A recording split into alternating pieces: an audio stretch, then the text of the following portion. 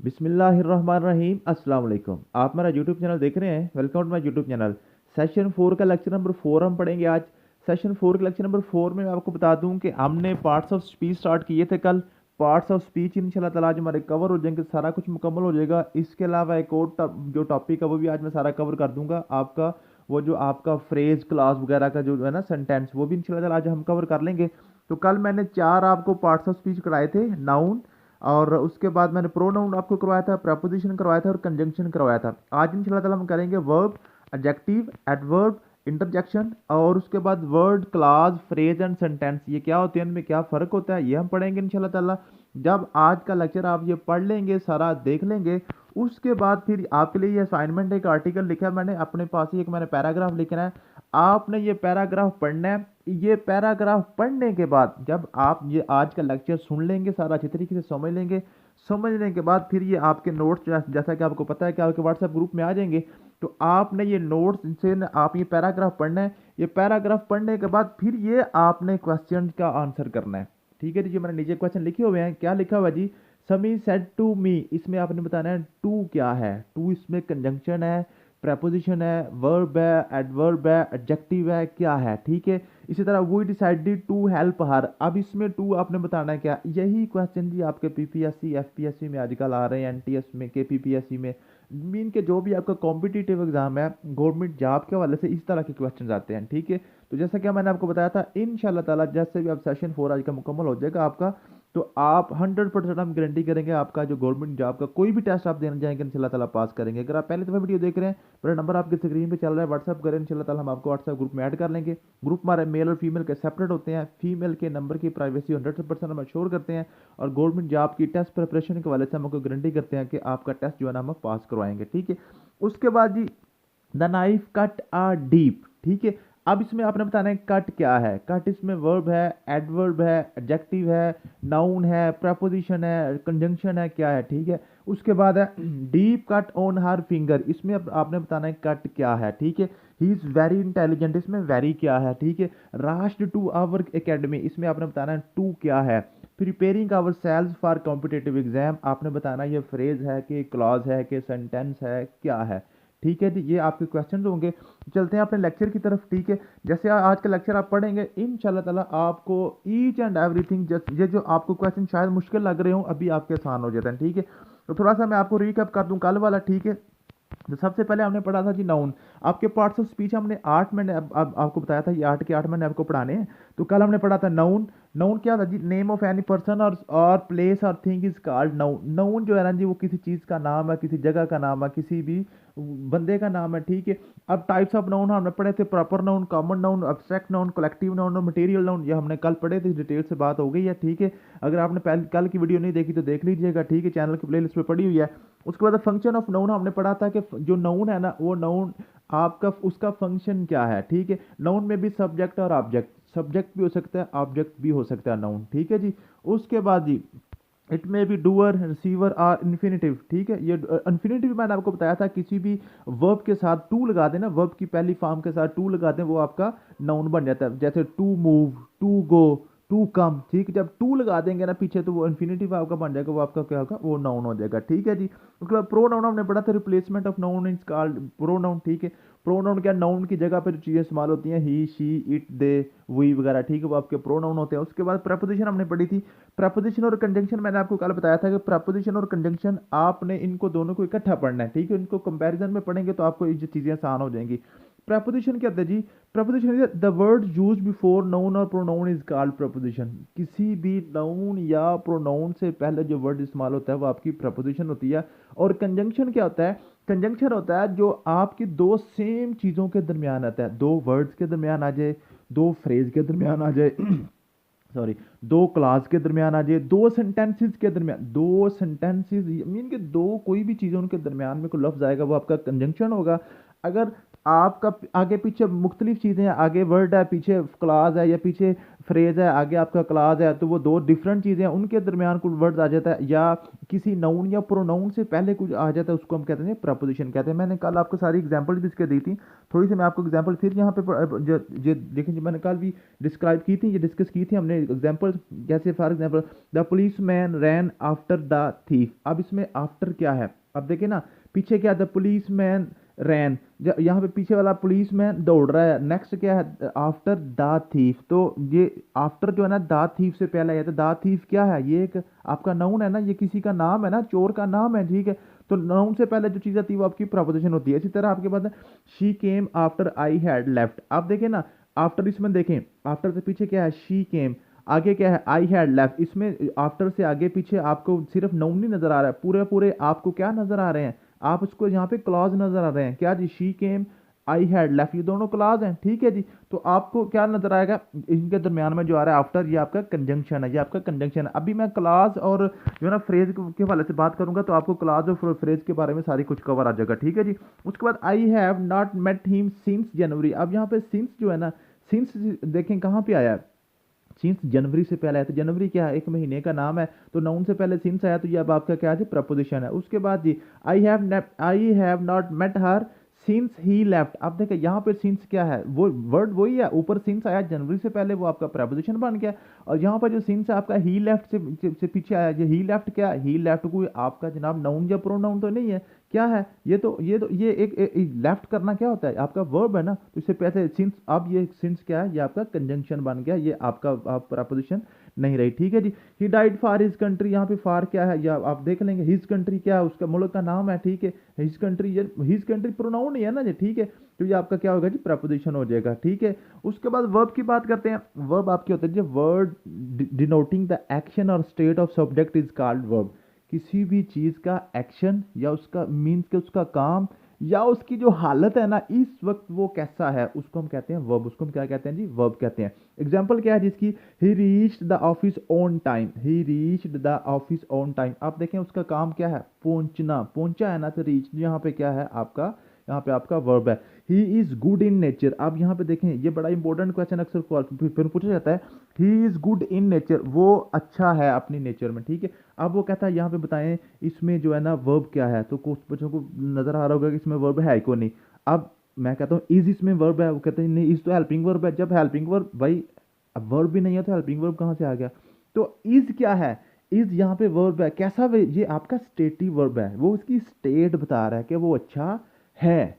एक होता है फॉर एग्जाम्पल, मैं कहता हूँ वो अच्छा था, अब नहीं है, ठीक है, उसकी स्टेट क्या है, इस टाइम अच्छा नहीं है, वो गुजर गया, या अच्छा होगा वो बाद में होगा। लेकिन जो इज है ना यहाँ पे, वो उसकी स्टेट बता रहा है कि इस वक्त वो अच्छा है, ठीक है, पहले अच्छा नहीं था, अब वो उसकी हालत बता रहा है इज। तो इज यहाँ पे आपका वर्ब है। He has a glowing face, he has a glowing face. अब इसमें देखें, इसमें क्या है जी, इसमें हैज आपका वर्ब है। हैज क्या, उसका ग्लोइंग फेस है इस टाइम उसका। इसमें हैज की जगह हैड होता ना, फिर भी उसने क्या करना था, उसकी स्टेट बता रहा उसने उसकी हालत बतानी थी कि उसका पहले उसका ग्लोइंग फेस था। अब यहाँ पे he has a glowing face, उसका चमकदार चमकता हुआ नूरानी चमकता दमकता चेहरा है। तो हैज यहाँ पे क्या है आपका वर्ब है, ठीक है, यहाँ पे आपका हैज वर्ब है। उसके बाद she goes to examination centre on time, she goes to examination centre. अब इसमें गोज क्या है, गोज आपका वर्ब है। तो वर्ब आपके काम को भी कहते हैं और आपकी हालत को भी वर्ब कहते हैं। ये देखिए ना, काम वाली वर्ब तो सबको पता होता है, ठीक है, लेकिन एक्शन वर्ब का सबको पता होता है, लेकिन स्टेटिव वर्ब जो होता है ना, उसमें थोड़ा सा मसला आ जाता है, तो वो भी आपने याद कर लेना है। उसके बाद आप आ जाते हैं एडजेक्टिव। अब एडजेक्टिव और एडवर्ब, इसमें बड़ा मसला होता है बच्चों को कि एडजेक्टिव क्या होता है और एडवर्ब क्या होता है। एडजेक्टिव वो होता है जी, adjective are describing words, it describe the noun and pronoun. Noun और प्रोनाउन को डिस्क्राइब करने के लिए हम एडजेक्टिव इस्तेमाल करते हैं, जबकि वर्ब को आप डिस्क्राइब करने के लिए, वर्ब जो है ना, काम को डिस्क्राइब करने के लिए हम एडवर्ब यूज करते हैं। एडवर्ब जिससे उसके नाम से जा रहा है, एडवर्ब मीन के वर्ब को यानी कि काम को में इजाफा कर देना। एड का मतलब होता है इजाफा करना, ठीक है। तो एडजेक्टिव क्या होता है जी, किसी नाउन या प्रोनाउन को डिस्क्राइब करना, और एडवर्ब क्या होता है, किसी काम को डिस्क्राइब करना। अब जब एक लिखा होता है ना, आपके पास कोई वर्ड लिखा होता है, अब वो पूछता है बताएं दी ये एडजेक्टिव है कि एडवर्ब है। अब वहाँ पे आपने फैसला करना होता है कि वो जो आपका वर्ड है वो नाउन है कि वर्ब है। अगर तो वर्ब हुआ तो फिर वो एडवर्ब हम कह देंगे, अगर जो नाउन हुआ तो वो फिर क्या होगा, वो एडजेक्टिव होगा। अब आपने कैसे उसका फैसला कैसे करना है, देखें जी। For example, the clever fox defeated the brave lion, the, और उसके बाद जो दोनों इकट्ठे लिखे गए हैं, द ग्रेप्स आर सोर बाद में आना था, ठीक है। The clever fox defeated the brave lion. आप देखें क्लेवर फोक्स, अब फोक्स क्या है, ये एक नाउन है, ये एक जानवर का नाम है। फोक्स से पहले क्या है, क्लेवर। अब ये क्लेवर किसको किस में इजाफा कर रहा है, उसकी शख्सियत में, किसी के नाम में इजाफा कर रहा है। फोक्स एक नाम है, उसको क्या कह रहा है वो, ये कि क्लेवर है। तो ये आपका एडजेक्टिव है, ये आपका एडजेक्टिव है। द ग्रेप्स आर सुअर, द ग्रेप्स आर सुअर। आप देखें ना, सुअर क्या है इसमें, सुअर खट्टे क्या है, ग्रेप्स। तो ग्रेप्स क्या है, ये आपके नाउन है, ये आपका नाउन है। तो नाउन के साथ चीज़ों यूज हो रही है वो आपका एडजेक्टिव है, ठीक है। That boy helped me, that boy helped me. अब इसमें क्या जी, डैट बॉय वो लड़का, डैट बॉय वो लड़का। तो डैट यहाँ पे क्या है, आपका एडजेक्टिव है। वो लड़का, वो लड़का, वो लड़का क्या है, एक नाउन है। उसके बाद जी, my student was absent yesterday, my student was absent yesterday. अब इसमें क्या है जी, इसमें आपके पास एब्सेंट क्या है, एब्सेंट क्या है, किसको किसको एब्सेंट कर रहा है, स्टूडेंट को एब्सेंट कर रहा है। तो स्टूडेंट क्या है, अब नाउन है तो ये आपका एडजेक्टिव बन गया, ठीक है। एडवर्ब, अब यहाँ पे अब आप एडवर्ब की एग्जांपल सुनेंगे तो फिर आपको एडजेक्टिव ज़्यादा क्लियर हो जाएगा। It describe the verb as well as adjectives, there are there may more one or more adverbs in single sentence. Adverb जो है ना जी, एडवर्ब आपके वर्ब को भी और एडजेक्टिव दोनों को ये डिस्क्राइब कर सकता है। और एक सेंटेंस में एक से ज़्यादा एडवर्ब भी हो सकते हैं। कैसे, देखें जी, he worked hard, he worked hard. आप देखें हार्ड यहाँ पे क्या, वर्क तो उसने काम किया, उसने काम किया। उस आप हाँ जस्ट लिख देता ना, ही वर्कड, उसने काम किया, फिर भी ये आपका सेंटेंस ठीक था। लेकिन उसने क्या साथ लिखा, ही वर्कड हार्ड। जो हार्ड है ना, हार्ड उसके काम में इजाफा कर रहा है। किस में इजाफा कर रहा है, काम में इजाफा कर रहा है। तो फिर ये क्या है, एडवर्ब है, ये एडजेक्टिव नहीं है। समझ आ गई है, क्लियर होगी बात। ये एडजेक्टिव नहीं है, ये आपका एडवर्ब है। समझ आ गई है। जो नाउन के की शख्सियत में इजाफा करते हैं ना, नाउन किसी चीज़ के नाम में, उसको हम एडजेक्टिव कहते हैं। और जो किसी काम में इजाफा करता है वो आपका एडवर्ब होता है। अब ये वर्क है ना, वर्क, वर्क के साथ जो चीज़ होगी वो आपका एडवर्ब होगा। आप देखें ना, अब आपने फैसला कैसे करना है कि कोई चीज़ नाउन कब है और कब वो जो वर्ब है। आपको पता है वर्ब की फॉर्म्स होती हैं, वर्ब की first form, second form, third form या आईएनजी फॉर्म भी बन जाती है। लेकिन नाउन की first form, second form, third form या कोई किसी किस्म की आईएनजी फॉर्म नहीं बनती। जैसे मैंने अभी आपको एडजेक्टिव की एग्जांपल दी है, कैसे जी, द क्लेवर फोक्स। अब फोक्स के साथ क्लेवर आ रहा है ना, तो ये आपका एडजेक्टिव है। क्यों, फोक्स, फोक्स का कोई नाम, ये तो नाउन है ना। कैसे जी, फोक्स की आईएनजी फॉर्म तो नहीं, फोक्सिंग तो नहीं बन सकती। ना ही फोक्स को आप जो इसकी थर्ड या सेकंड फॉर्म में फोक्सड में भी नहीं लेके जा सकते, ठीक है ना। तो जो आपकी जनाब जैसे ब्रेव लाइन है, तो लाइन के साथ ब्रेव आ रहा है ना, तो लाइन की आपकी आईएनजी तो नहीं बनती। तो लाइन आपका नाउन है, तो ब्रेव उसके साथ आ रही है, आपका एडजेक्टिव है। अब आपका देखें ना, वर्क, वर्क के साथ आया हार्ड, तो हार्ड आपका एडजेक्टिव नहीं है, ये आपका एडवर्ब है। क्यों, वर्क, वर्क, वर्क के वर्किंग भी बन जाता है, वर्कड भी बन जाता है, ठीक है। तो वर्क एक आपका वर्ब है, वर्ब के साथ जो चीज़ यूज होगी वो आपकी एडवर्ब होगी, ठीक है जी। He worked very hard, he worked very hard. अब मैंने क्या आपको बताया था, देर में one or more adverbs in single sentence, एक सेंटेंस में एक से ज़्यादा एडवर्ब भी हो सकते हैं। अब ही वर्कड वेरी हार्ड, इसमें हार्ड भी एडवर्ब है, वेरी भी आपका एडवर्ब है, ठीक है जी। वेरी हार्ड, दो एडवर्ब यूज हो गए हैं, ठीक है जी। She is very intelligent, she is very intelligent. आप इसमें बताएं, she is very intelligent, intelligent क्या है, वो उसका काम है ना। तो वेरी क्या है इसमें, वेरी इसमें क्या है जी, वेरी इसमें क्या है, वेरी जनाब इसमें आपका एडवर्ब है, ठीक है जी। समझ आ गई है। नेक्स्ट हम बात इंटरजेक्शन। इंटरजेक्शन आपके होते हैं जी, जो आपके फीलिंग्स और इमोशन वगैरह को ज़ाहिर करने के लिए चीज़ें होती हैं, वो आपके इंटरजेक्शन होती हैं। जैसे जी आपके इनको हम एक्सप्लेनेशन वर्ड्स भी कहते हैं। एक्सक्लेमेशन वर्ड्स कौन कौन से होते हैं, hurrah, I pass the paper, I lost my friend, alas we lose the match, ठीक है। तो ये जो आपके फीलिंग्स, इमोशन या सैडनेस या खुशी या गमी या जज्बात के इज़हार के लिए होते हैं, वो आपके इंटरजेक्शन होते हैं, ये तो वैसे ही आपको दूर से नजर आ जाते हैं, ठीक है। उसके बाद हम बात करते हैं वर्ड, क्लास, फ्रेज और सेंटेंस की, ठीक है। वर्ड क्या होता है? वर्ड आपका होता है जी, जैसे आप उर्दू में कहते हैं ना किसी भी लफ्ज़ को, लफ्ज़ क्या होते हैं? हरूफ का मजमुआ होता है। तो आप इंग्लिश के जो लेटर्स हैं ना, जो इंग्लिश के ABCD जो आपके हरूफ है तहजीब जो उर्दू में कहते हैं, 2-4 लेटर्स को इकट्ठा करके लिखते हैं, वो आपका वर्ड बन जाता है। It is group of letters, ठीक है। आंट, ANT, आंट, 3 लेटर मिलके आपका क्या बन गया? कि वर्ड बन गया। यूनियन, UNION, जो 5 लेटर मिले हैं तो आपका क्या बन गया जी? वर्ड बन गया। FAN, फैन, 3 आपके पास लेटर मिले हैं, ये आपका वर्ड बन गया, ठीक है। उसके बाद आपके पास जो फ्रेज, फ्रेज आपके पता है, it is group of words, 2 या 2 से ज़्यादा वर्ड्स को इकट्ठा करके लिखते हैं, वो आपका फ्रेज बन जाता है। लेकिन फ्रेज की एक शर्त क्या है? Phrase it having no subject verb combination, mean के इसमें वर्ब और सब्जेक्ट इकट्ठे नहीं आएंगे, या तो वर्ब गायब होगा या इसमें सब्जेक्ट गायब होगा, एक चीज़ इसमें गायब होगी, क्योंकि अगर सब्जेक्ट और वर्ब दोनों चीज़ें आ जाएंगी तो फिर ये क्लास बन जाता है, ये फ्रेज नहीं रहेगा, ठीक है। It does not give complete sense of information, इससे आपको किसी किस्म की कोई इन्फॉर्मेशन नहीं मिलती, कोई एक कंप्लीट मालूमात नहीं देता, ठीक है। अभी एग्जांपल्स करते हैं, आपको समझ आ जाएगी। उसके बाद आपके पास है क्लास। क्लास क्या है?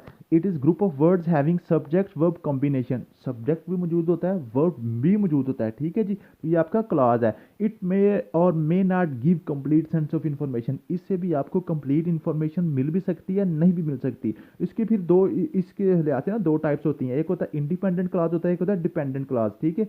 ऊपर वाला इंडिपेंडेंट आना जी, ये यहाँ पर सिर्फ डिपेंडेंट लिखा गया, ठीक है। तो इंडिपेंडेंट क्लास वो होता है जो आपको कंप्लीट सेंस ऑफ इन्फॉर्मेशन देता है, और डिपेंडेंट क्लास वो होता है जो आपको कंप्लीट सेंस ऑफ इन्फॉर्मेशन नहीं देता, ठीक है। ये सारी चीज़ें साथ साथ आपने क्लियर करते जानी, इंशाल्लाह ताला यही आपको चीज़ें पेपर में आनी है। उसके बाद आप अगर फॉर एग्जाम्पल, अब नीचे मैंने एग्जाम्पल किया, if she come I will teach हर, देखे ना, जो आपके पास पूरा एक सेंटेंस है, इसमें 2 क्लास यूज हुए हैं। आई, इफ़ शी कम, अगर वो आई विल टीच हर, मैं उसको पढ़ाऊंगा। आप देखें ना, इसमें 2 क्लास हैं। पहला इफ़ शी कम, अगर वो आई, इसमें क्या है जी? इसमें कोई कोई आपको इन्फॉर्मेशन मुकम्मल मिल रही है? देखे ना, इफ़ शी कम, शी क्या है जी? शी यहाँ पे एक आपका प्रोनाउन है, मीन के नाउन आपका सब्जेक्ट आ गया, ठीक है, सब्जेक्ट भी आ गया, और कम उसका क्या वर्ब भी आएगा, सब्जेक्ट वर्ब का कॉम्बिनेशन है, तो फिर आपका ये आपका क्लास तो बन गया, फ्रेज तो नहीं रहा, ठीक है।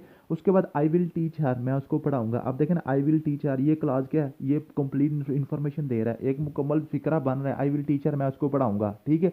तो ये आपका इंडिपेंडेंट क्लास है। और जो आपका इफ़ शी कम जो है ना, ये आपका डिपेंडेंट क्लास है। क्या मतलब है?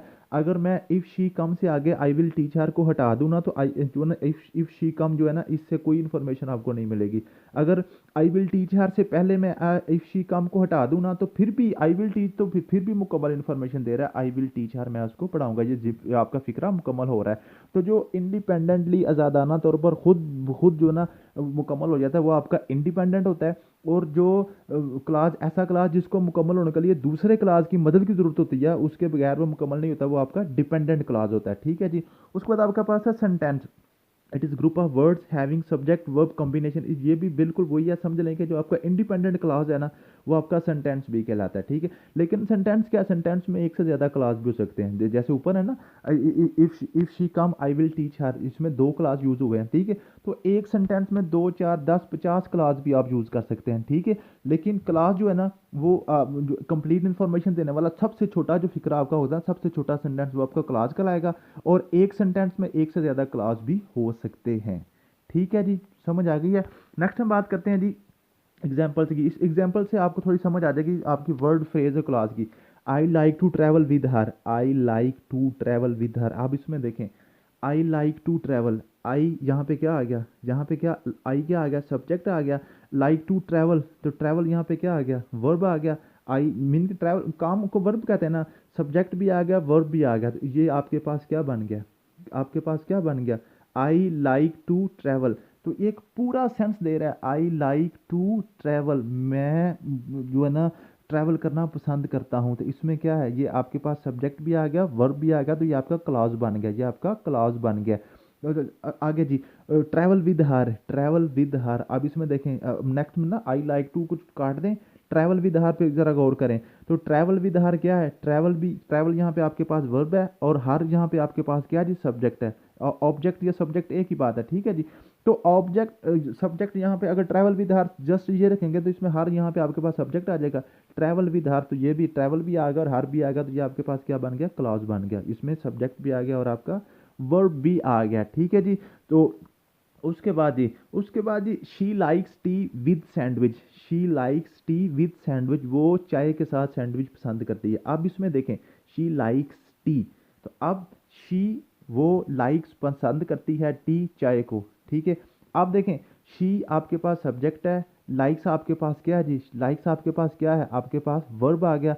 तो आपके पास शी लाइक्स टी तक आपके पास क्या आ गया जी, एक क्लॉज बन गया। अब एक अगर मैं शी लाइक को काट दूं T with sandwich, T with sandwich करें तो इसमें क्या, टी क्या है, तो एक नाउन है, सैंडविच क्या है, ये भी एक नाउन है, वर्ब भी इसमें आपका जो है ना सब्जेक्ट है। तो इसमें वर्ब तो आपको नज़र ही नहीं आ रहा, T with sandwich, T with sandwich, इसमें आपको वर्ब कहीं भी नज़र नहीं आ रहा, तो फिर ये आपका फ्रेज है। जस्ट टी विद सैंडविच को अगर वो कहे ना, एग्जामिनर यही आपको फिक्रा दे दे, she likes tea with sandwich, तो बताएं टी विद सैंडविच क्या है, टी विद सैंडविच को अंडरलाइन करके बता दे ये क्या है, तो ये आपका फ्रेज है, ये आपका क्लॉज नहीं बन रहा, ठीक है। फ्रेज क्या होता है, उसमें या तो सिर्फ वर्ब होते हैं या सिर्फ आपके पास है ना जो ना नाउन्स वगैरह होंगे, इसमें दोनों इकट्ठी चीज़ें नहीं होंगी, एक ना उसमें उसमें जो एक ना एक चीज़ मिस होगी। He likes salad, he like salad which has grapes, ऐसा सलाद वो पसंद करते जिसमें अंगूर भी हों, ठीक है जी। तो इसमें देखें ही लाइक्स सलाद, वो सलाद को पसंद करता है। आप देखें ही लाइक सलाद, ये बिल्कुल आपका मुकम्मल फिक्रा यहाँ पे बन रहा है, ये आपका इंडिपेंडेंट क्लॉज बन रहा है, ठीक है। तो उसके बाद salad which has grapes, salad which has grapes, salad which has grapes. अब इसमें देखें सलाद विच हैज़ ग्रेप्स, ये आपके पास क्या क्या है, ऐसा सैलड जिसके अंदर ग्रेप्स हैं। अब इसमें देखें मैंने अभी आपको बताया हैज़ आपका स्टेटिव वर्ब है, यहाँ पे बच्चे बड़ी गलती कर जाते हैं, वो जो ना सैलड विच हैज़ ग्रेप्स, तो इसको फ्रेज कह देते हैं जिसमें जी वर्ब है नहीं बल्कि हैज़ इसमें क्या वर्ब है, तो ये भी आपका क्लॉज है, ये भी आपका क्लॉज है, दो क्लॉज से मिलकर पूरा सेंटेंस बना हुआ है।